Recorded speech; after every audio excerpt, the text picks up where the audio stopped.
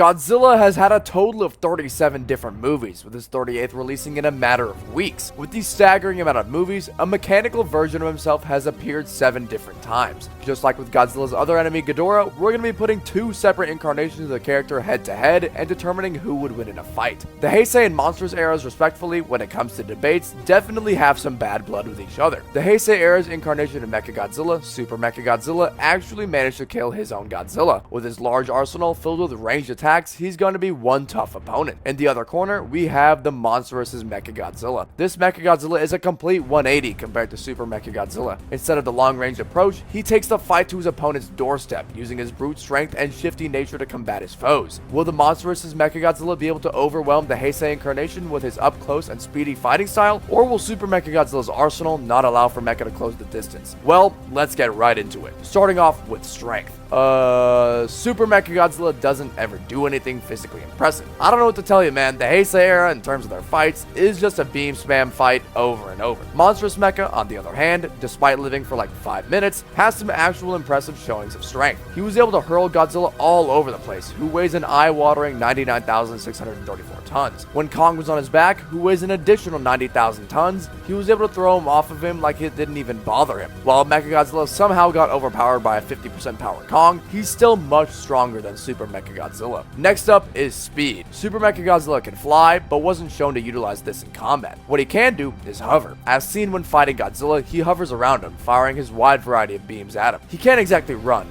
rather walks whenever he's not hovering. Monstrous Mecha, on the other hand, as previously mentioned, is a complete 180. Monstrous Mecha is just as fast as Monstrous Godzilla, as they both ran at speeds close to 400 miles per hour in their initial confrontation. He can go even faster by utilizing the rocket thrusters on his back. Monstrous Mecha easily takes speed. Agility. Once again, no surprise to anyone, Monstrous Mecha takes agility, as he is shown to sidestep Godzilla, despite Godzilla being in a very tired state. Super Mecha doesn't have any showing of agility at all, so Monstrous Mecha does take agility. Next up is physical capabilities. Once again, no surprise to anyone, Monstrous Mecha takes physical capabilities easily. His boosters allow him to close the distance easily and follow through with grabbing, punching, and throwing his opponents. His mouth has 2 sets of shredders on the roof and bottom of his mouth. His hands have rotary claws in all of his fingers. Not to mention, he has a drill on the end of his tail. Super Mechagodzilla merely has shock anchors. While they did tremendous damage to Godzilla, even being able to destroy his secondary brain, it would be very hard to land them on such an agile and speedy opponent like Monstrous Mechagodzilla. Ranged weaponry. Super Mechagodzilla has a wide variety of ranged weapons, with the Mega Buster, which was able to stalemate Godzilla's base beam. The Plasma Grenade was able to absorb and redirect Godzilla's beam with even greater force. However, due to the heat constraints, due to the heat it outputs, it cannot be fired frequently as it needs to cool down. Super Mechagodzilla can also fire laser cannons from his eyes. He comes with shock anchors and the G Crusher, which can impale Godzilla and send energy shocks into his body. He has all sorts of different missiles that he can fire. Lastly, he comes equipped with 2 high-power laser cannons paired with the Garuda. Super Mechagodzilla is an absolute unit when it comes to ranged weaponry, but how does Monstrous Mechagodzilla compare? Monstrous Mecha has the A-74 Proton Scream, which was able to slice through the Apex Death Pit and the mountain that enclosed this arena. It was able to stalemate Godzilla's minimum beam before applying more energy to eventually overpower it. He has a multitude of missile salvos beneath his shoulder pads. He also has salvo launchers in his chest. While this is quite impressive, Super Mechagodzilla outshines Monstrous Mecha in ranged weaponry in basically every single way. Next up is durability. Super Mechagodzilla was unfazed by Godzilla's standard atomic breath thanks to his diamond coating. When Godzilla was unleashing an onslaught of melee attacks, the diamond coating held up,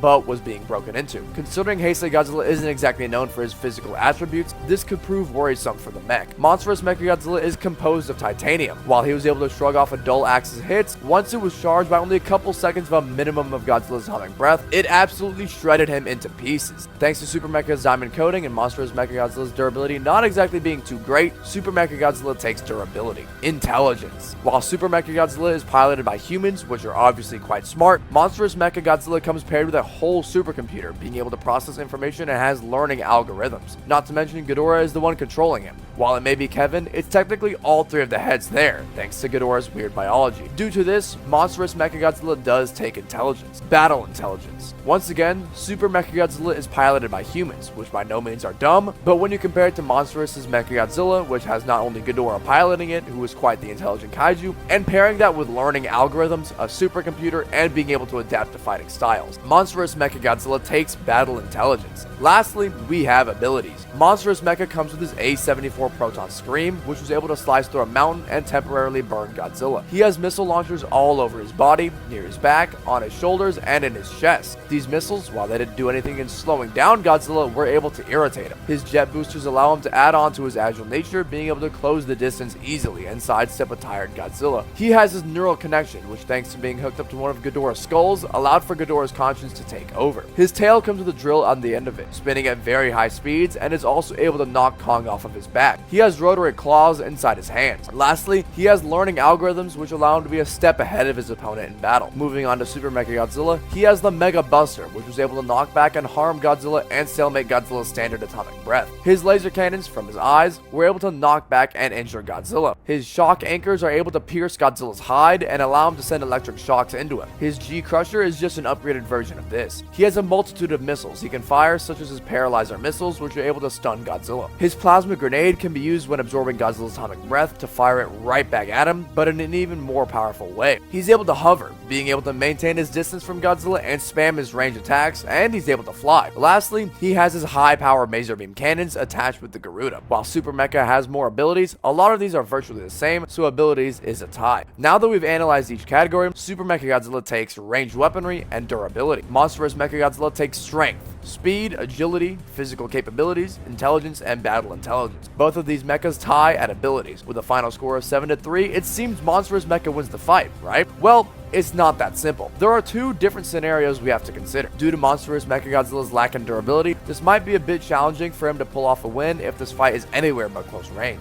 His speedy and agile nature would allow him to close the gap easily and avoid this onslaught of ranged attacks, but if he's hit a couple of times, this fight would easily go to Super Mechagodzilla. If this fight were to take place at medium range distance, Monsterverse Mecha would be able to close the gap with ease, pin Super Mecha to the ground, and break through the diamond coating with an onslaught of melee attacks. Due to the fight depending on the scenario, we get the outcome that this fight is a tie. Super Mecha would win in a range battle, or if Monsterverse Mecha is unable to close the distance. If the fight were to start at a relatively medium distance, Monsterverse Mecha would easily be able to occupy Super Mecha with an onslaught of missiles as he blitzes him and eventually kills him. What did you guys think of the outcome? Do you agree or disagree? Let me know in the comments down below. If you enjoyed today's video, consider dropping a like and subscribing to help a brother out. If you want a particular fight for me to cover, or just a video idea in general, by all means let me know. With all that out of the way, thank you guys so much for watching, and I'll see you guys next week where we cover something a bit more controversial. See ya.